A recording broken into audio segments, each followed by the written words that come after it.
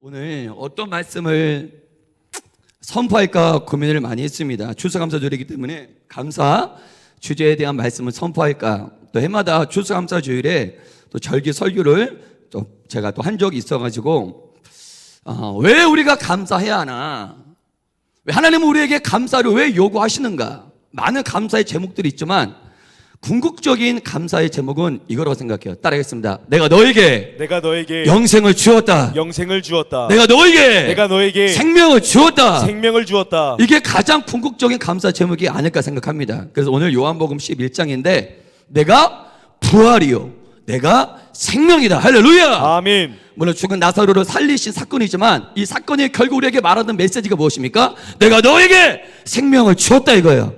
내가 너에게 영생을 줬다 이거야. 아멘. 아멘. 부활이 있다 이거야. 할렐루야. 아멘. 우리의 최고의 감사의 조건은 부활이 있기 때문이야. 이 세상이 전부라면 감사할 사람 누가 있겠어요? 이 세상에서 가난해도, 비록 초라해도, 문제투성이어도 내가 오늘 감사할 수 있는 건 부활이 있기 때문입니다. 기독교의 부활이 없다면 기독교의 생명은 끝나는 거예요. 여러분들 왜 감사하십니까? 왜 감사해야 합니까? 왜 하나님이 감사하라고 하십니까? 부활이 있기 때문에. 할렐루야. 아멘. 따라했습니다. 부활 때문에. 그게 부활 때문에. 나는 감사합니다. 그래서 오늘 요한복음 11장 전체를 살펴볼 텐데 말씀이 길기 때문에 우리 1절부터 우리 16절까지만 읽고 말씀 선포하면서 말씀을 한 절씩 또 읽겠습니다. 요한복음 11장 1절에서 16절, 저 한 절, 여러분도 한 절씩 읽겠습니다. 어떤 병자가 있으니 이는 마리아와 그 자매 마르다의 마을 베다니에 사는 나사로야. 이 마리아는 향유를 주께 붓고 머리털로 주의 발을 닦던 자요, 병든 나사로는 그의 오라비더라. 이에 그 누이들이 예수께 사람을 보내 이르되 주여 보시옵소서, 사랑하시는 자가 병들었나이다 하니 예수께서 들으시고 이르시되 이 병은 죽을 병이 아니라 하나님의 영광을 위함이요 하나님의 아들이 이로 말미암아 영광을 받게 하려 함이라 하시더라. 예수께서 본래 마르다와 그 동생과 나사로를 사랑하시더니 나사로가 병을 들었다 함을 들으시고 그 계시던 곳에 이틀을 더 유하시고 그 후에 제자들에게 이르시되 유대로 다시 가자 하시니 제자들이 말하되 랍비여 방금도 유대인들로 돌로 치려 하려는데 또 그리로 가시려 하나이까. 예수께서 대답하시되 낮이 12시간이 아니냐? 사람이 낮에 다니면 이 세상의 빛을 몸으로 실족하지 아니하고 밤에 다니면 빛이 그 사람 안에 없는 고로 실족하느니라. 이 말씀을 하신 후에 또 이르시되 우리 친구 나사로가 잠들었도다. 그러나 내가 깨우러 가노라. 제자들이 이르되 주여 잠들면 낫겠다이다 하더라. 예수는 그의 죽음을 가리켜 말씀하신 것이나 그들은 잠시어 쉬는 것을 가리켜 말씀하신 줄을 생각하는지라. 이에 예수께서 밝히 이르시되 나사로가 죽었느니라. 내가 거기 있지 아니한 것을 너희를 위하여 기뻐하노니 이는 너희를 믿게 하려 함이라. 그러나 그에게로 가자 하시니 디두모라 하고는 도마가 다른 제자들에게 말하되 우리도 주와 함께 죽으러 가자 하니라. 여러분, 초대교회 그리스도인들은 예수님에 대한 충성심이 충격적이었어요. 어떻게 저렇게 충성할 수 있을까? 여러분, 그들은 예수님께 어떠한 감정이나 무리의 충동 때문에 예수님을 따랐던 것이 아닙니다. 저는 말씀을 준비하면서 2000년 전에 예수를 목숨 걸고 따랐던 예수 추종자들이 있었습니다. 세상은 정말 그들을 예수 추종자라고 불렀어요. 이단이라고 불렀습니다. 점차 세상은 그들을 가리켜 그리스도인이라는 이름을 붙여줘요. 그리스도인, 그들의 정체성 그리스도인, 예수인. 우리 한번 사도행전 11장 26절 읽어볼까요? 사도행전 11장 26절 시작. 만남에 안디옥에 데리고 와서 둘이 교회에 1년간 모여 있어 큰 무리를 가르쳤고 제자들이 안디옥에서 비로소 그리스도인이라 일컬음을 받게 되었더라. 예수 추종자들을 가리켜 그리스도인이라고 부른 거예요. 그들이 얼마나 예수님을 따르는가, 그들을 세상이 정말 놀랄 만큼 충격적으로 그들은 헌신합니다.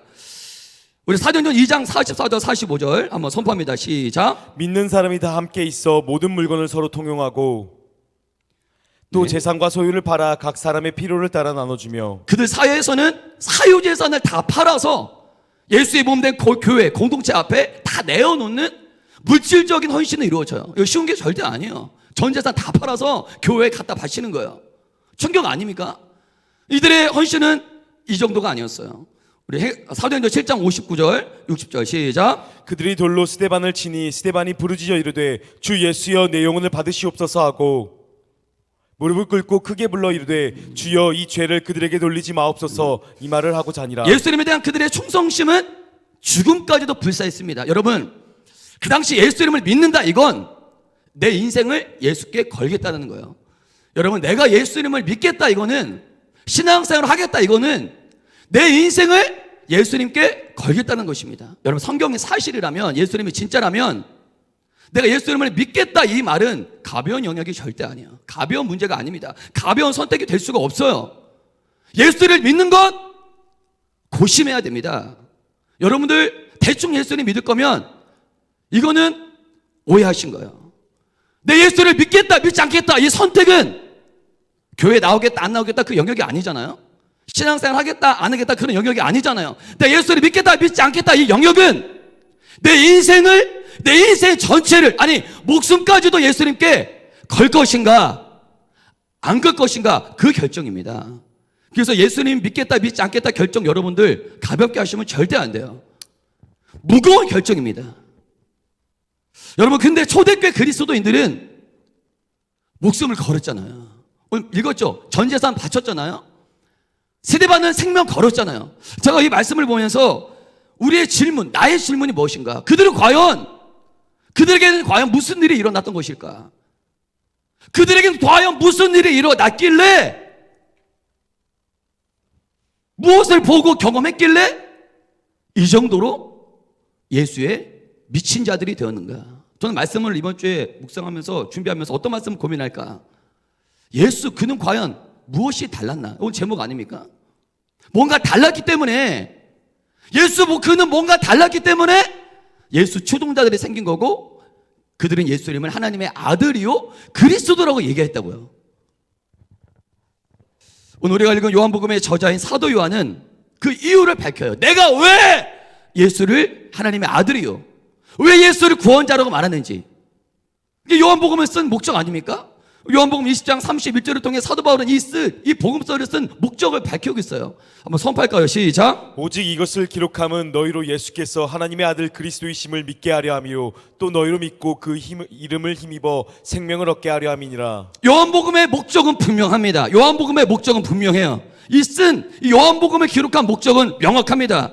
이 복음서를 읽는 모든 독자가 예수님을 하나님의 아들이요, 아멘, 아멘. 구원자라는 사실을 믿어서 영생을 얻게 하기 위해 이걸 썼어요. 그래서 요한복음을 읽은 여러분들은, 요한복음을 읽은 후에 우리는 모두 다 어떠한 자가 돼야 되냐?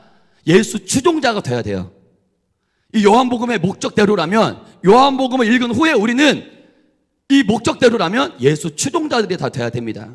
여러분, 그렇다면 과연 요한복음 안에는 여러분들을 예수 추종자로 만들게 할 수 있는 힘이 과연 요한복음에 있을까요?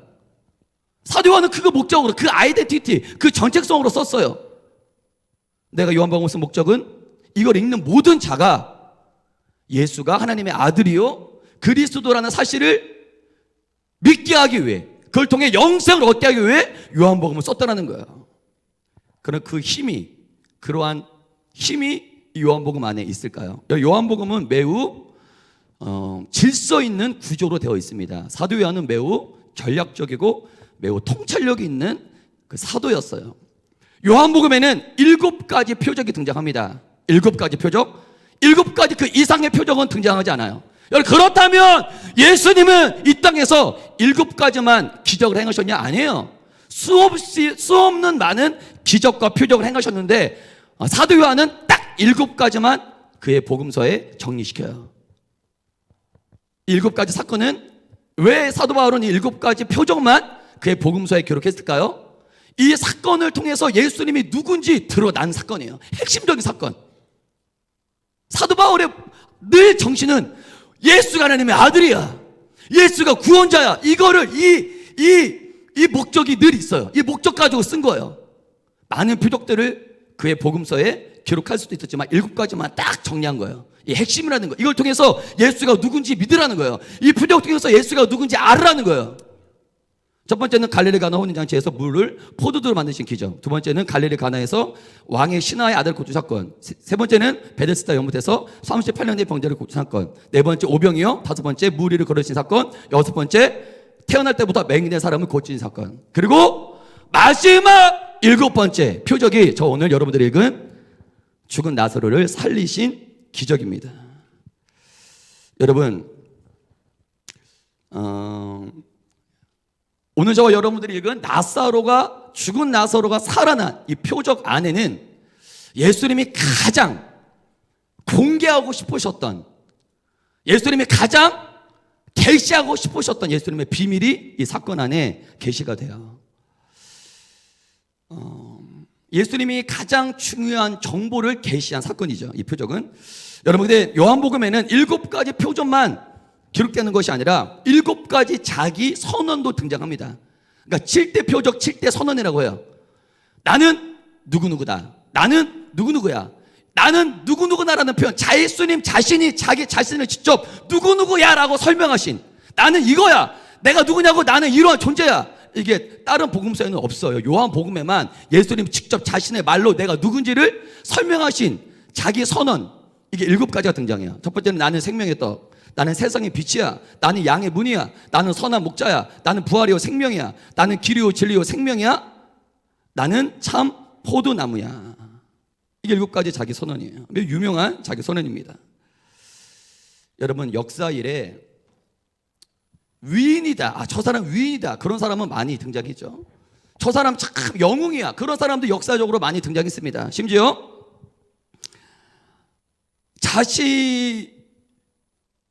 종교를 창시한 종교 창시자도, 마호메트 부처, 공자, 이런 종교 창시자도 역사 가운데 많이 등장해요. 이데올로기, 철학, 이런 것들을 발표한, 이런 것들을 주장한. 근데 역사 일에, 잘 들으세요, 역사 일에 자기 자신을 가리켜 나는 우주를 창조한 하나님이야, 신이야 라고 자기 자신이 직접 나는 신이야, 낸 하나님이야, 부처도 내가 하나님이라고 말한 적이 없고, 마호메트도 내가 신이라고 말한 적이 없어요. 공자도 마찬가지고. 이 세상의 모든 종교 창시자들 내가 신이야, 내가 우주를 만들었어, 이렇게 말했던 사람은 예수님밖에 없어요. 아멘. 예수님이 유일합니다. 아멘. 아멘.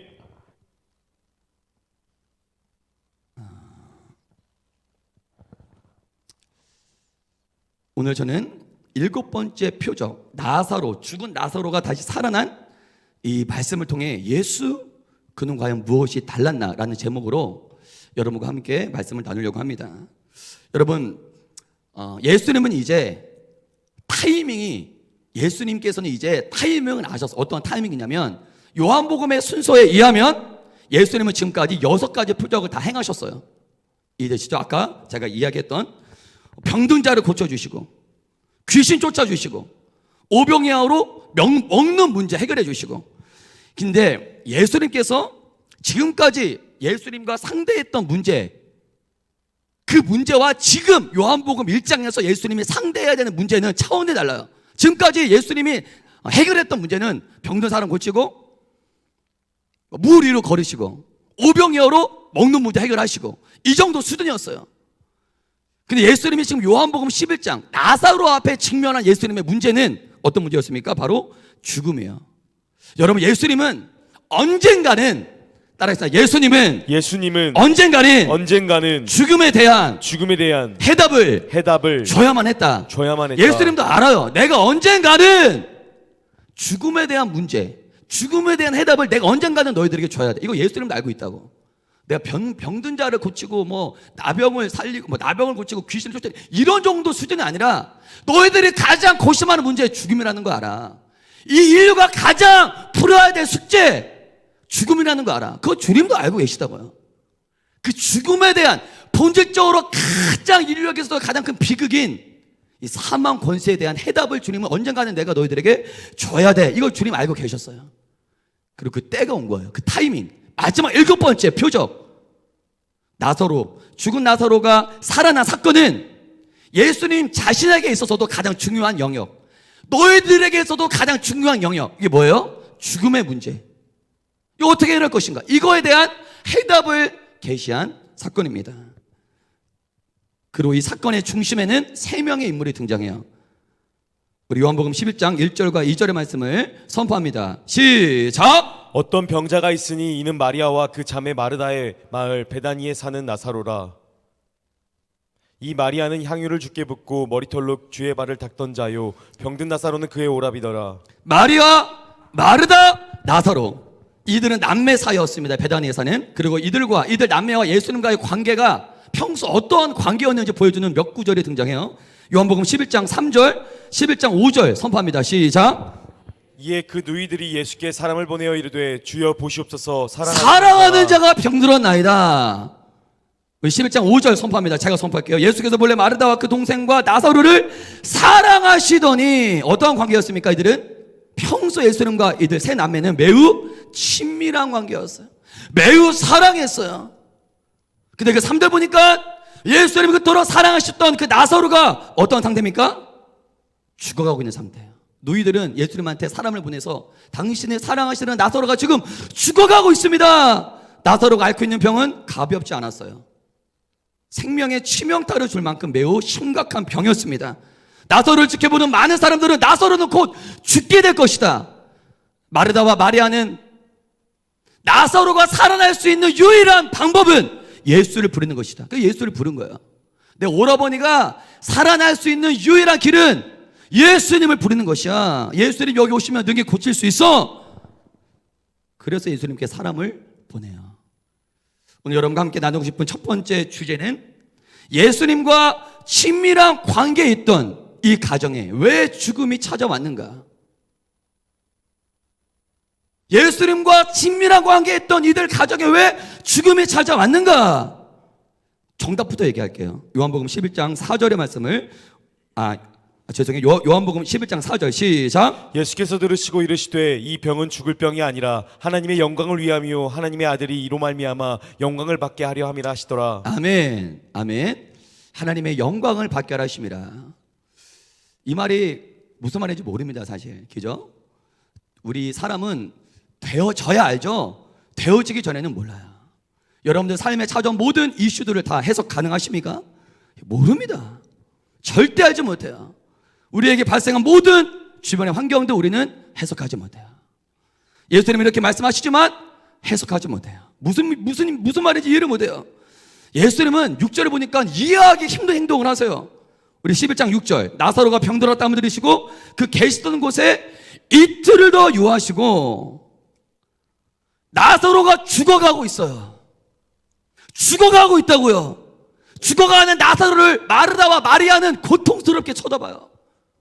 미칠 것 같아요. 내 오라버니가 죽어가고 있어요. 그 누이들은 얼마나 힘들었겠어요. 예수님 언제 오시나? 빨리 오시면 좋겠다. 예수님과 또 이들은 모르는 사이가 아니라 평소에 사랑하는 관계였다고요. 우리가 상식적으로 하면 예수님은 모든 일 다 데쳐두고 바로 그냥 나사로에게 달려가야 했어요.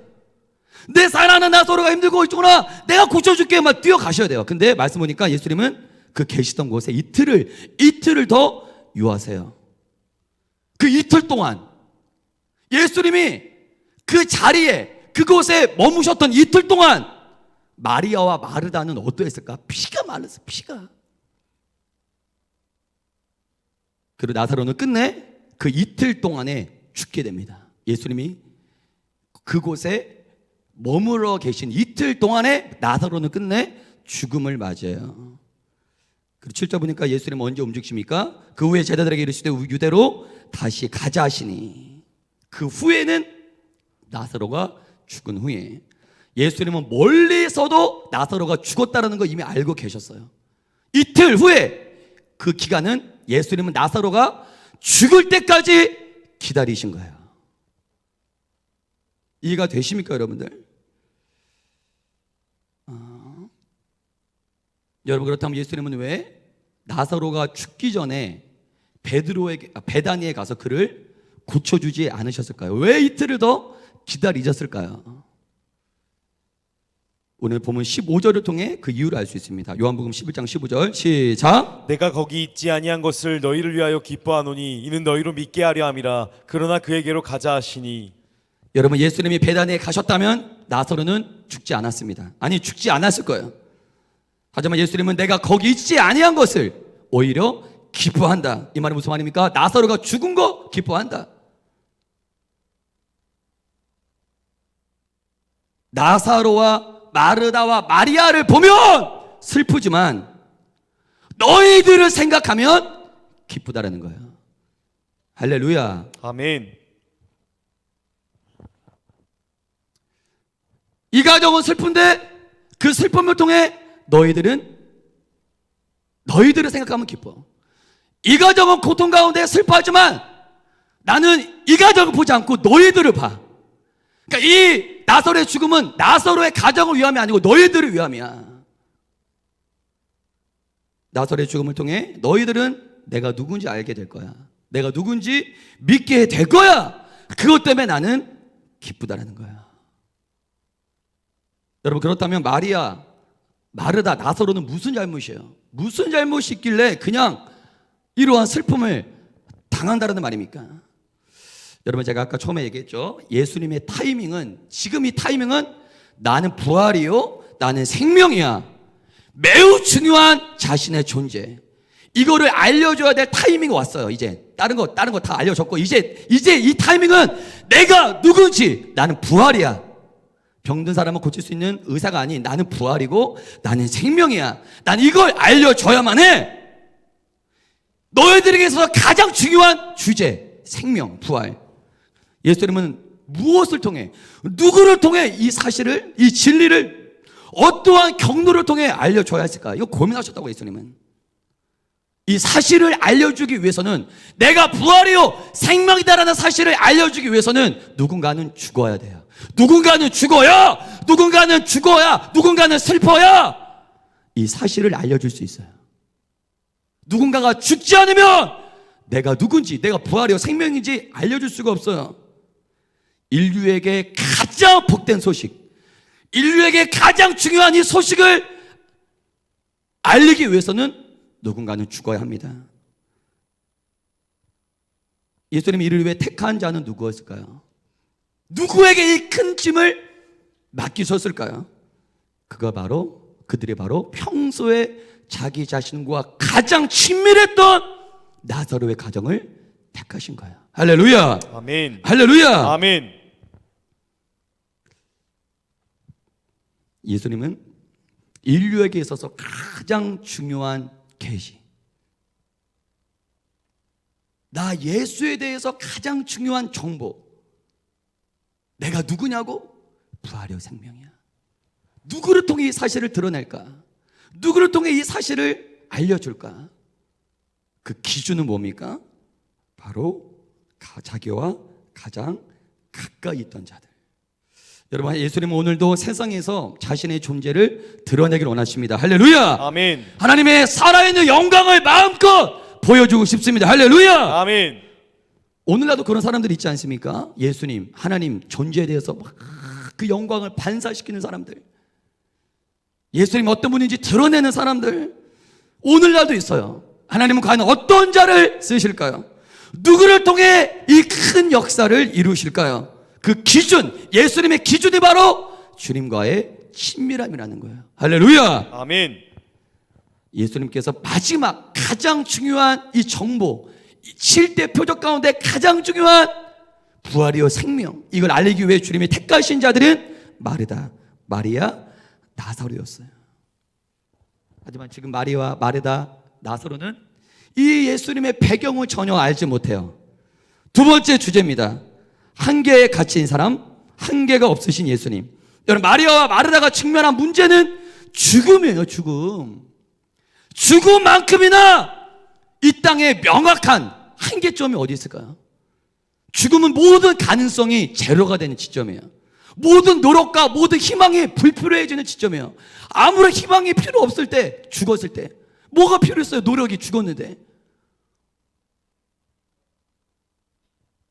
인간이 할 수 있는 게 있고 할 수 없는 게 있는데, 죽음만큼 불확실한 한계점이 죽음만큼이나 명확한 한계 지점이 어디 있어요? 마리아와 마르다도 믿음이 있었지만 죽음 앞에는 슬퍼하는 거예요. 다 두 손 두 발 다 드는 거예요. 근데 예수님은 뭐라고 말씀하십니까? 11장 11절. 이 말씀을 하신 후에 또 이르시되 우리 친구 나사로가 잠들었도다. 그러나 내가 깨우러 가노라. 여러분, 저는 예수님께서 이 땅에 거하셨을 때 예수님이 보이신 행동과 사람들의 가장 큰 차이가 바로 이거라고 생각해요. 우리가 사복음서를 보면 예수님께서 이 땅에 어떻게 행동하셨는지 확인하지 않습니까? 예수님의 행동과 사람들의 차이가, 가장 큰 차이가 나타나는 부분이 이거예요. 예수님이 사람과 달랐던 부분은 예수님은 어떤 상황에서도 한계를 규정하지 않으세요. 할렐루야. 이거 매우 중요해요. 아멘. 나는 지금까지 내가 정의한 세상 안에 살고 있어요. 하나님 믿어도 똑같아요. 나도 그래. 내가 정의한 나는 김영진은 이러한 사람이야. 딱 내가 정의한 내 안에 갇혀 살아요. 내가 정의한 세상. 나는 나이기 때문에 이거 할 수 있어. 나는 나이기 때문에 이거 못해. 내가 이미 나를 딱 정해놨다니까. 내 수준으로는 이거 할 수 있고 내 수준으로는 이거 할 수 없어. 이거 절대 믿음이 아니에요. 근데 예수님을 믿어도 많은 사람들이 내가 정의한 나에 갇혀 살아요. 내가 정의한 대로 살아가요. 성경은 뭘 말합니까? 그거 하지 말라는 거예요. 네가 너를 정의하지 말라는 거예요. 네가 정의한 한계 아래 갇혀 살지 말라는 거예요. 그게 믿음이라는 거예요. 예수님은 정의하지 않았어요. 니네가 함부로 정의하지 마. 함부로 판단하지 마. 그거 말씀하시는 거예요. 나사로가 죽었습니다. 끝났습니다. 정의하지 않습니까? 예수님 정의하지 않아요. 내가 깨우러 가노라. 여러분 어떠한 한계 지점에 직면했다 할지라도 그거 내 생각으로 정의하지 마세요. 아멘. 아멘. 아멘. 한계를 규정하지 마세요. 그게 믿음이에요. 아멘. 여러분 중요한 건 이제 내가 나사로를 깨우러 가노라. 따라하겠습니다. 사람들이 끝이라고 그거 하세요. 사람들이 끝이라고 말하는 그때가 하나님의 예수님의 시작점입니다. 여러분 그래요? 모든 사람들이 끝이라고 말할 때 나사로가 죽지 않았습니까? 이거 끝. 모든 사람들이 끝이라고 말할 때 예수님은 시작하세요. 나사로가 죽었다. 이제 내가 베다니에 간다. 사람들이 끝이라고 말하는 그 지점이 따라해서 사람들이 끝이라고 말하는 그 지점이 예수님이 시작하실 때입니다. 할렐루야. 아멘. 할렐루야. 아멘. 여러분 언제 끝이라고 말하십니까? 여러분들이 끝이라고 말하는 그때를 예수님은 시작이라고 말씀하세요. 나는 끝이라고 말하는데 예수님은 시작이라고 말씀하세요. 나사로가 죽었어요. 끝이에요. 그게 시작이야. 그게 시작이야. 아멘. 아멘. 아멘. 아멘. 주님이 이제 시작하시잖아. 베다니에 가시잖아요. 끝이라고 말하지 마십시오. 나에겐 가능성이 없다고 말하지 마십시오. 그게 하나님의 시작점입니다. 할렐루야. 아멘. 하나님은 그때 시작하세요. 아멘. 나를 내가 정의하지 말자. 복음서를 보면 한계를 뛰어넘으신 예수님과 한계 안에 갇힌 제자들, 사람들의 모습이 반복적으로 등장해요. 표를 한번 볼까요? 표 간단히 보면 표가 준비됐을까요? 오병이의 사건, 제자들 여기는 빈들이고 날도 이미 저물었으니 마을로 보내요. 먹을 것을 사 먹게 하소서. 우리에게 있는 것 떡 5개, 물고기 2마리 뿐입니다. 한계 설정. 예수님은 너희가 먹을 걸 줘. 50명씩 안 쳐. 오늘 나사로 사건, 살아하는 자가 병들었습니다. 죽은 지 벌써 사흘이라 냄새가 납니다. 내가 깨우러 간다. 돌을 옮겨 놔라. 베드로 물고기 사건, 선생님 우리들이 밤이 새도록 수고하였지만 수고하였으되 잡은 것이 없습니다. 한계 설정. 예수님 시몬에게 이르되 깊은 데로 가서 그물을 내려 고기 잡아. 불랑 사건, 제자들이 깨우면 선생님이여 우리가 죽게 된 것을 왜 돌보지 아니하십니까? 예수께서 깨어 바람을 꾸짖으시며 바라다 이르시되 잠잠하라 고요하라. 이 패턴이 반복적으로 등장해요. 늘 제한하는 사람들, 한계를 뛰어넘으신 예수님. 여러분 전 예수님과 이 땅에 사는 사람들의 가장 큰 차이가 바로 이거라고 생각해요.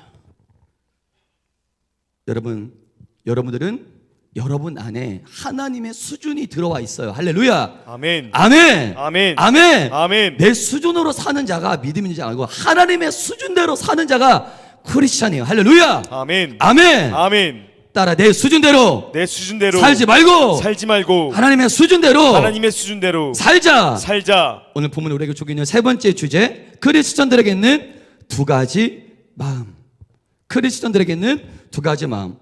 여러분 요한복음 11장 17절을 보면 드디어 예수님이 베단에 오셨어요. 그 후에 제자들에게 이르시되 유대로 다시 7절이 아니고 요한복음 11장 17절 자 읽을게요. 예수께서 와서 보시니 나사로가 무덤에 있은지 이미 나으리라. 나흘 만에 예수님이 베단에 오십니다. 여러분 그 당시 유대 사회에는 랍비의 정통이 있었는데 사람이 죽으면 3일 동안은 육체와 영혼이 분리되지 않는다. 3일 동안은 그 영혼이 육체와의 재결합을 위해 육체 주변에 머문다라는 랍비의 정통이 있었습니다. 그러니까 3일 동안은 영혼이 붙어 있다라고 생각했어요. 죽었지만 숨이 끊어졌지만. 근데 예수님은 나흘이 지난 후에 베단에 오십니다. 나사로에게 그 희망마저, 유대 사회의 그 희망마저 완전히 사라진 때예요. 여러분 우리는 여기서 예수님을 맞이한 마르다와 마리아의 반응을 주목해야 됩니다. 우리가 알 것은 지금 예수님은 이미 늦었어요. 늦은 상태예요. 마르다와 마리아는 예수님께 도움을 요청했지만 예수님은 이미 나사로가 죽고 난 후에 사흘이 지난 후에 도착하세요. 우리가 주목할 것은 이거예요. 마르다와 마리아가 예수님을 향해 했던 말이 똑같아요. 이게 매우 중요해요. 어떻게 이렇게 똑같을 수 있지? 동일한 마음, 공통된 마음을 갖고 있는 거예요. 어떤 말씀이냐? 말씀이 어디 있어? 요한복음 몰라? 21절. 한 장에 날라간 요한복음 요한복음 11장 21절 시작. 마르다가 예수께 여짜오되 주께서 여기 계셨더라면 내 오라버니가 죽지 아니하였나이까. 자, 마르다가 뭐라고 얘기해? 따라 주께서 여기 계셨더라면 내 오라버니가 죽지 아니하였겠나이다. 이건 마리아도 똑같이 얘기해요. 마리아도 한번 말씀 읽어볼까요? 25절인가요? 30절 시작. 마리아가 예수 계신 곳에 가서 배웠고 그 발 앞에 엎드려 이르되 주께서 여기 계셨더라면 내 오라버니가 죽지 아니하였겠나이다 하더라. 주께서 여기 계셨더라면 내 오라버니가 죽지 아니하였겠나이다. 이 마르다와 마리아가 똑같은 말이에요. 이 똑같은 말을 했다는 것은 뭡니까? 똑같은 마음을 가지고 있다는 거예요. 아멘. 그리고 이 마음은 따라하겠습니다. 예수님을 믿는 모든 크리스찬들에게 공존하는 마음입니다. 마르다와 마리아만 이 마음을 갖고 있는 것이 아니라 어쨌든 마리아와 마르다는 똑같은 마음을 품었어요. 똑같은 마음을 갖고 있기 때문에 똑같은 얘기를 한 거예요. 예수님을 향한 똑같은 마음. 근데 이 마음은 이 둘만 있는 마음이 아니라 예수님을 믿는 신앙생활하는 모든 크리스찬들에게 들어있는 마음이에요. 동일한 마음이에요. 여러분 그럼 주께서 여기 계셨더라면 내 오라버니가 죽지 않았을 것입니다. 이 말 안에는 첫 번째 어떠한 마음이 담겨 있을까요? 첫 번째는 따라하겠습니다. 믿음입니다. 주께서 여기 계셨더라면 내 오라버니가 죽지 아니하였겠나이다. 이 안에는 믿음이 있어요. 믿음. 예수님은 내 오라버니를 능히 고칠 수 있다는 거 내가 믿었어요. 근데 여기 계시지 않아서 내 오라버니가 죽었습니다. 이 말 안에는 예수님을 향한 믿음이 있는 거예요. 여러분 저와 여러분들이 믿음의 크기가 크던 작던 이 자리에 왔다. 내가 크리스천이다. 그러면 공통된 마음 하나가 있는데 그건 뭐냐? 믿음이에요. 이 가운데 믿음 없는 사람 한 명도 없어요. 다 믿음이 있어요. 할렐루야. 아멘. 또 하나님을 믿어요. 나 믿는다고. 아멘. 근데 믿음만 있냐? 아니에요. 크리스천들에게는 믿음만 있는 것이 아니에요. 주께서 여기에 계셨더라면 내 오라버니가 죽지 아니하였겠나. 이 고백 안에는 따라가겠습니다. 서운함도 있습니다. 예수님이 여기 계셨더라면 내 오라버니가 죽지 않았을 텐데 오지 않아서 내 오라버니가 죽었잖아요. 서운함도 있는 거예요. 예수님을 믿는 모든 크리스천 안에는 믿음만 있는 게 아니에요. 예수님을 향한 섭섭함도 있어요. 나는 지금까지 예수님 신앙생활 하면서 하나님께 서운한 적 단 한 번도 없었다. 손 한번 들어보세요. 지금도 얼굴 보니까 서운한 사람 많아요. 옆 사람 보면서 너 지금 하나님께 섭섭하구나. 시작. 너 지금 하나님께 섭섭하구나. 거짓말하지 마! 이 표정 보니까 섭섭해. 진짜 진지하게. 네 얼굴 보니까 하나님께 섭섭해. 시작. 네, 맞아요. 믿음과 서운함은 모든 크리스천들에게 있는 동일한 마음, 두 마음이에요. 마르다와 마리아에게 동일하게 두 마음이 들었던 것처럼 예수를 따르는 모든 사람 안에는 믿음도 있는데 서운함도 있어요. 저도 목사인데 하나님께 겁내 서운해요. 하나님 어떻게 나한테 이럴 수가 있어? 내 하나님 안 믿는 것도 아닌데 믿는데 서운한다니까? 여러분 원래 믿으니까 서운한 거예요.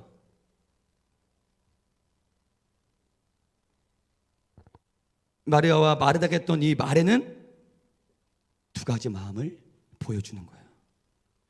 여러분 그렇다면 마르다와 마리아는 왜 서운했을까요? 제가 말씀을 준비하면서 한번 정리해 봤습니다. 이 질문은 신앙생활하는 우리가 언제 하나님께 서운함을 느끼는가, 이거에 대한 답이기도 합니다. 첫 번째 정리해 봤는데, 자신이 정한 응답의 때와 하나님이 정하신 때가 다를 때 서운합니다. 여러분 지금 마리아와 마르다가 예수님이 간절히 원했을 때가 언제였어요? 이들에게 있어서 예수님이 가장 필요했을 때, 내가 예수님을 간절히 원합니다. 당신이 가장 필요해요. 그때가 언제예요? 나사로가 아직 살아있을 때예요. 아직 죽지 않았을 때. 이때 예수님이 필요했어요. 죽기도 하면 무슨 소용이에요? 끝났는데. 마르다와 마리아가 정한 때는 나사로가 아직 살아있을 그때. 그때 나에게 오소서. 그때 나에게 응답하소서. 당신이 가장 필요한 때는 이때입니다. 근데 예수님은 언제 와요? 그들이 진짜 당신이 예수가 필요할 때 오지 않고 모든 상황이 다 끝난 다음에 와요. 우리도 언제 하나님께 서운합니까? 하나님을 기다릴 때 서운해요. 하나님을 아예 안 기다리는 사람은 서운한 것도 없어요. 하나님이 너무 늦었다라고 할 때 서운해요. 내가 가장 필요로 할 때는 존재감을 감추시더니 상황이 다 끝난 다음 고생 다 하고 나서야 주님이 나 살아있어. 아예 은혜를 안 주면 나 그냥 떠나. 교회 떠나. 근데 힘 다 빼놓고 고생 다 시켜놓고 다 포기하고 때려치고 그만두려고 할 때 은혜를 찔끔 줘. 나 살아있어. 그러니까 신앙생활 때려치기도 그렇고 제대로 믿기도 그렇고 이러는 거예요. 내가 정한 응답의 때에 하나님이 딱 맞춰 와야 되는데 그렇지 않을 때 우리는 서운함을 느껴요. 두 번째, 우리는 하나님으로부터 거부감을 당했다는 생각이 들 때 서운합니다. 여러분 마르다와 마리아는 예수님은 충분히 나사로를 고칠 수 있다 이걸 믿었어요. 그래서 예수님께 사람을 보낸 거예요. 그리고 실제로도 예수님은 나사로를 고칠 수 있는 분이었어요. 믿으시면 아멘. 아멘. 그게 아멘. 아멘. 아멘. 아멘. 근데 현실은 어떻습니까? 현실 나사로가 죽지 않았어요. 이건 뭐예요? 따라서 예수님이 나사로를 살리지 못한 것이 아니라 예수님은 나사로를 살리지 않았습니다. 살리지 못한 것이 아니라 살리지 않은 거예요. 못하신 것이 아니라 안 하신 거예요. 이때 우리가 서운함을 느껴요. 하실 수 있잖아요. 당신은 하실 수 있잖아요. 네, 하실 수 있어요. 하지만 나사로는 죽었어요. 이게 거부감이에요. 못하신 것이 아니라 안 하셨다라고 느낄 때, 하나님은 좀 안 하고 있다, 나의 기도를 지금 응답 안 하시고 있다, 이렇게 느낄 때 우리가 서운함을 느낍니다. 세 번째, 하나님의 큰 뜻과 섭리를 모르고 눈앞에 닥친 현실만 보일 때 우리는 서운함을 느껴요. 여러분 지금 마리아와 마르다는 뭐만 보입니까? 죽은 나사로만 봐요. 죽은 나사로만 보이지 그 죽음을 통해 예수님이 이루고자 하시는 엄청난 그 계시, 나는 부활이요 생명이야, 이거 전혀 몰라요. 나사로가 만약 죽은 오라버니가 곧 살아난다 이거 알았다면 서운했을까? 오히려 기뻐했죠. 하나님 나를 써주셔서 감사합니다. 우리 가정을 써주셔서 당신의 영광과 당신의 계시를 위해, 당신이 살아있다는 걸 모든 사람들에게 알리기 위해 우리 가정을 써주셔서 감사합니다. 기뻐했지 서운하지 않아요. 하지만 마리아와 마르다는 눈앞에 현실만 보이지 문제를 통해 이루실 하나님의 뜻과 섭리가 보이지 않아요. 우리도 역시 마찬가지예요. 우리가 언제 서운합니까? 지금만 보일 때, 눈앞에 닥친 문제만 보일 때, 하나님의 큰 뜻과 큰 영광이 보지 못할 때 우리는 하나님께 서운합니다. 제가 근데 하나님께 전혀 서운해하지 않는 사람도 있다. 두 종류. 하나님께 진짜 서운해하지 않는 사람. 어떤 사람입니까? 첫 번째는 따라하겠습니다. 하나님에 대한 믿음이 빵프로. 하나님에 대한 믿음이 아예 없어. 하나님에 대한 믿음이 전혀 없는 세상 사람들은 하나님께 서운하지도 않아요. 하나님 존재 자체를 부정해. 근데 없는 하나님한테 왜 서운합니까? 아예 존재 자체를 부인하는데. 아예 믿음이 없다면 서운함도 없어요. 하나님에 대해서 전혀 서운하지 않은 또 다른 부류가 있어요. 양극단이죠. 첫 번째 사람은 어떤 사람입니까? 하나님을 믿되 우리처럼 믿는 게 아니라 절대적으로 믿는 거예요. 아멘. 아멘. 온전한 믿음. 아멘. 아멘. 하나님을 믿되 진짜 나에게 어떠한 상황이 발생해도 서운해하지 않아. 그런 사람은 믿으니까. 아예 안 믿던지 절대적으로 믿던지. 첫 번째 사람과 두 번째 사이 첫 번째와 두 번째 이 사이에 있는 사람들이 서운해하는 거예요. 하나님을 믿지만 믿지 않는 자들. 따라해서 하나님을 믿지만 믿지 않는 자들. 이 말이 오류 같지만 이해는 되시죠? 하나님을 믿지만 믿지 않는 자들이 하나님을 서운해합니다. 여러분, 하지만 염려하지 마십시오. 지금 여러분들이 서운함의 그 첫 번째와 두 번째 사이에 있다 하더라도 여러분 염려하지 마세요. 마르다와 마리아도 이 사이에 있었어. 이걸 해결해 줄 수 있는 분은 예수님밖에 없어요. 할렐루야. 아멘. 이걸 해결해 주시기 위해 오늘 이 사건을 계획하신 거야. 믿음을 주기 위해. 할렐루야. 아멘. 믿음을 주기 위해. 할렐루야. 아멘. 그리고 지금도 예수님은 여러분들에게 믿음을 주기 위해 뭔가를 계획하고 계세요. 네 번째 주제입니다. 따라하겠습니다. 돌을 옮겨 놓으라. 예수님은 이제 드디어 자신의 일을 시작하려고 움직이십니다. 근데 여러분, 우리는 여기서 매우 중요한 원리를 발견해요. 매우 중요한 원리. 하나님께서 당신의 일을 이루실 때마다 사용하신 방법과 순서가 있어요. 이때뿐만 아니라 성경 전체를 보면 하나님께서 당신의 일을 이루실 때마다 사용하신 방법과 순서, 이게 무엇입니까? 본문의 나사로 사건에도 이 원리와 순서가 적용돼요. 요한복음 11장 39절 선포합니다. 시작. 예수께서 이르시되 돌을 옮겨 놓으라 하시니 그 죽은 자의 누이 마르다가 이르되 주여 죽은 지가 나흘이나 되었음에 벌써 냄새가 나나이다. 하나님은 당신의 큰 역사를 이루실 때마다 언제나 따라해서 믿음의 사람과 동역하기를 원하신다. 늘 사람들에게 역할을 부여하세요. 혼자 다 하지 않으세요. 성경을 보십시오. 하나님 혼자 하실 수도 있어요. 하지만 혼자 하지 않고 늘 사람에게 역할을 부여해요. 오늘 예수님이 사람들에게 부여하신 역할은 돌을 옮겨 놓아라, 이거예요. 물론 돌 옮기는 것도 하나님이 하실 수 있습니다. 하지만 사람들에게 요구하세요. 당신의 영광스러운 역사가 사람들의 믿음을 통해, 사람들의 순종을 통해 이루어지는 걸 기뻐하세요. 할렐루야. 아멘. 나의 영광스러운 역사가 믿음과 순종을 통해 이루어지는 걸 결정하신 거예요. 태초부터. 그렇기 때문에 잘 들으세요. 돌을 옮기는 작업은 절대 하나님이 하지 않아요. 이건 내가 해야 될 역할이에요. 아멘. 아멘. 하나님이 하시는 영역이 있고 내가 해야 될 영역이 있어요. 절대 하나님은 돌을 옮기지 않습니다. 이건 내가 해야 될 역할이에요. 돌을 옮기기까지는 믿음이 있어야 돼요. 믿음이 없다면 절대 옮길 수 없어요. 누군가의 헌신이 있어야 돼요. 수고가 있어야 돼요.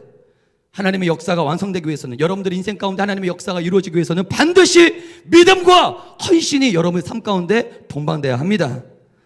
여러분, 그렇다면 무덤을 막고 있는 이 돌은 과연 뭘 의미할까요? 이 돌, 잘 들으세요. 돌을 기준으로 밖의 세상과 무덤 안의 세상이 구분되어졌습니다. 돌을 딱 기준으로 무덤 밖의 세상과 무덤 안의 세상이 딱 구분되어져요. 무덤 밖과 무덤 안의 차이는 무슨 차이예요? 따라서 생명과 죽음의 차이입니다.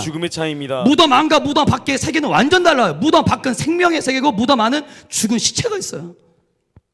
돌을 기준으로 살아있는 사람, 생명을 가진 사람들이 사는 세상과 죽어있는 무덤으로 딱 나눠지는 거예요. 돌을 기준으로. 이 돌은 생명과 죽음의 경계만큼이다. 이 돌은 매우 무겁습니다. 매우 무거워요. 누구도 옮길 수 없어요. 어떻게 생명과 죽음의 이 거리가 얼마나 멉니까? 이 거리만큼이라 돌 무거워요. 근데 예수님은 잘 들으세요. 그 돌을 옮겨 놓아라. 아멘. 아멘. 아멘. 누구 때문에? 예수님은 누구 때문에 그 돌을 옮겨 놓으라고 말씀하신 거죠?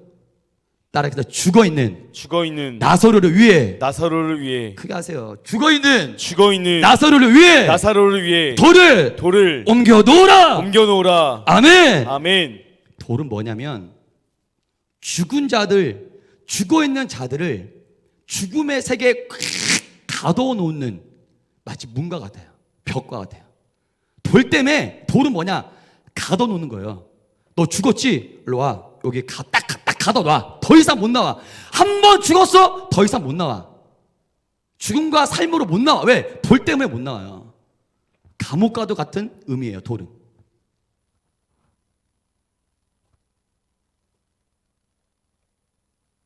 근데 예수님은 사망의 문을, 할렐루야, 죽은 자들을 지금까지 가둬놓았던 그 문을 열으라는 거예요. 아멘. 아멘.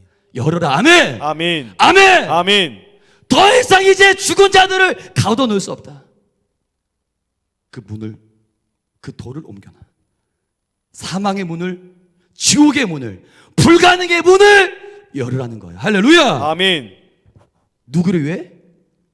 사망에 갇혀있는 자들의 해방을 위해. 할렐루야. 아멘. 따라하겠습니다. 사망에 갇혀있는 죽어있는 자들의 자유를 위해 돌을 옮겨 놓으라는 거예요. 여러분, 이것이 바로 예수님께서 이 땅에 오신 목적이에요. 이게 바로 복음이에요. 할렐루야. 아멘. 할렐루야. 아멘. 이제 돌이 사라졌어요. 죽은 자들 얼마든지 이제 밖으로 나올 수 있어요. 할렐루야. 죽었다 할지라도 살아있는 곳으로 올 수 있어요. 아멘. 아멘. 지옥에 있는 자들이 천국으로 올 수 있어요. 아멘. 그 문이 열린 거예요. 아멘. 아멘. 돌을 옮겨 놓으라. 이건 예수 그리스도께서 십자가 부활로 완성시킬 복음을 예표하는 매우 상징적인 사건이에요.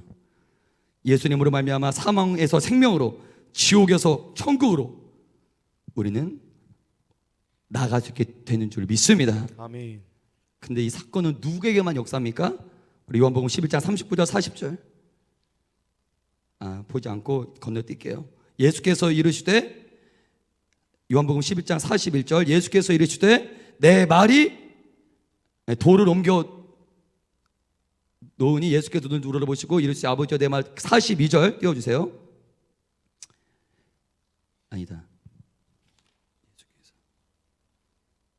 제가 읽을게요. 예수께서 이르시되 내 말이, 따라 네가 믿으면 하나님의 영광을 보리라. 누구만 옮겨질 수 있냐? 믿는 자만 옮길 수 있어요. 아멘. 아멘. 따라서 믿는 자만 죽음에서 생명으로 옮겨질 수 있습니다. 할렐루야. 아멘. 여러분, 저는 마지막으로 이 중요한 메시지를 전하고 마치려고 합니다. 여러분, 돌을 옮겨 놓으라. 예수님은 분명히 말씀하셨어요. 할렐루야. 예수님은 잘 들으세요. 누군가가 돌을 옮겨 놓기 전까지 예수님은 아무 일도 하지 않으세요. 이거 기억하세요. 따라서 예수님은 누군가가 돌을 옮겨 놓기 전까지 아무 일도 하지 않으신다. 한마디면 나사로를 살릴 수 있어. 한마디면 돌도 없앨 수 있어. 근데 예수님은 꼼짝도 하지 않아. 돌을 옮겨 놓기 전까지 하나님은 아무 일도 하지 않아. 여러분, 만약 제가 말씀을 준비하면서 사람들이 끝까지 돌을 옮기지 않았다, 진짜 끝까지, 어떻게 됐을까요?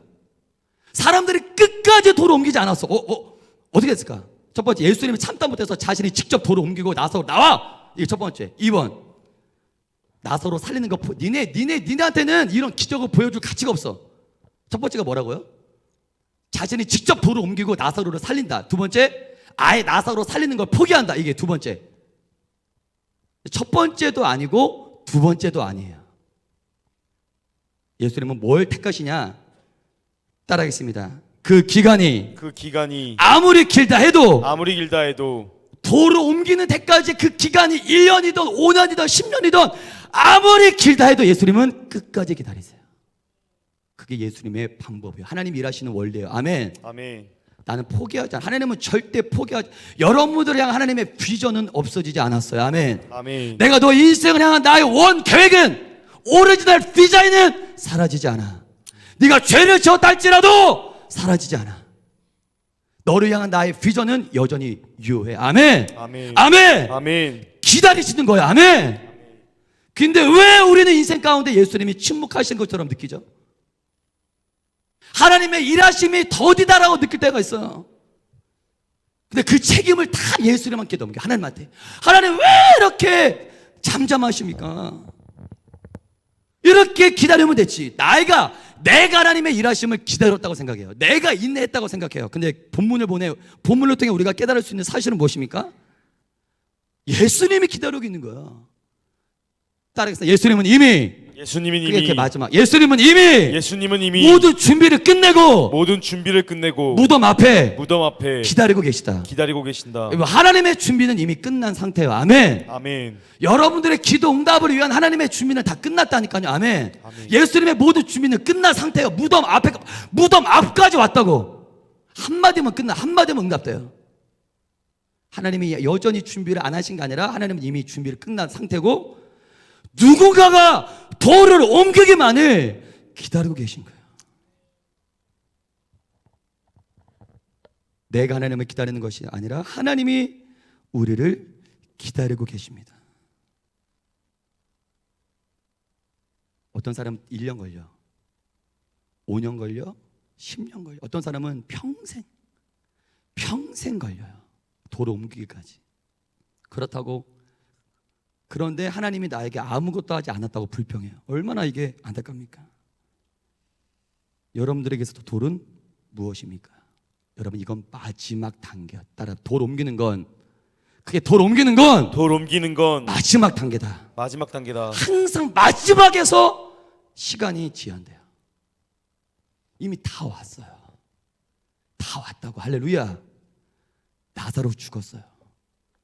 예수님 이틀 유하시고 이틀 후에 오시고, 마르다와 마리아는 이미 고난 당했고 힘들어했고, 나사로도 이미 죽었고, 연단 다 끝났어요. 이미 훈련 다 끝났다고. 할렐루야. 이미 고생할 거 다 고생했다고. 아멘. 여러분, 다 연단 훈련 다 끝났다고요. 아멘. 마지막 단계에 왔어요. 아멘. 이미 고생 다 하고 연단과 훈련, 영적 훈련 다 받을 거 다 받고, 이제 진짜 마지막 남았는데, 마지막 단계에서 막혀. 거의 대부분 마지막에서 막혀. 여기에서 시간이 가장 지연돼. 돌을 옮기는 이때, 여러분, 돌을 옮기는 이 시간, 이 마지막 요것만 하면 끝나는데, 여러분이 지금 어느 때에 와 계십니까? 요한복음 11장 41절 42절 보면, 돌을 옮겨 놓으니 바로 예수께서 눈을 들어보시고 하나님께 기도하세요. 돌을 옮겨 놓으니 바로 예수께서 일을 시작하세요. 여러분, 예수님은 죽음의 이 문제, 인류에게 닥친 가장 본질적인 문제의 해답을 어떻게 가르쳐 주시느냐? 그 해답은 바로 나 자신이야. 할렐루야. 아멘. 따라했습니다. 죽음의 문제를 해결할 수 있는 너희들이 궁금한 그 정답은 누구야? 예수 자신이야. 할렐루야. 아멘. 예수님은 나사로를 살려 주십니다. 반주해 주실까요? 여러분, 오늘 많은 주제를 제가 나누었는데, 봄 41절 보니까 예수님이 이렇게 기도합니다. 아버지여, 내 말을 들으신 것을 감사하나이다. 항상 내 말을 들으시는 줄을 내가 알았나이다.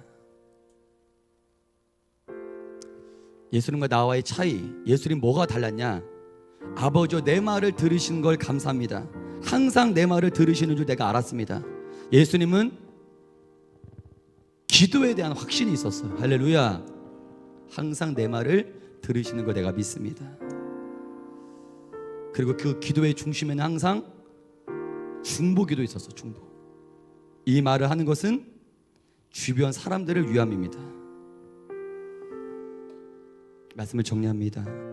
여러분, 예수님은 지금도 뭔가를 준비하고 계세요. 할렐루야. 아멘. 뭔가를 계획하고 계세요. 아멘. 아멘. 아멘. 아멘. 오늘 설교의 서두로 돌아갑니다. 사도 요한. 내가 왜 예수를 믿냐고? 내가 왜 예수에 미쳤냐고? 초대교회 그리스도인들이 왜 예수를 위해 사유 재산을 다 내어놨냐고? 왜 목숨까지 바쳤냐고? 그들은 바보가 아니었잖아요. 막연한 사실로 인생 걸 수는 없어요. 확실하지 않으면 절대 인생 못 겁니다. 초대교회 그리스도인들은 인생 걸었거든요. 그만큼 확신이 있었다는 거예요. 할렐루야. 주님에 대한 확고한 믿음이 있다는 거예요. 아멘. 아멘.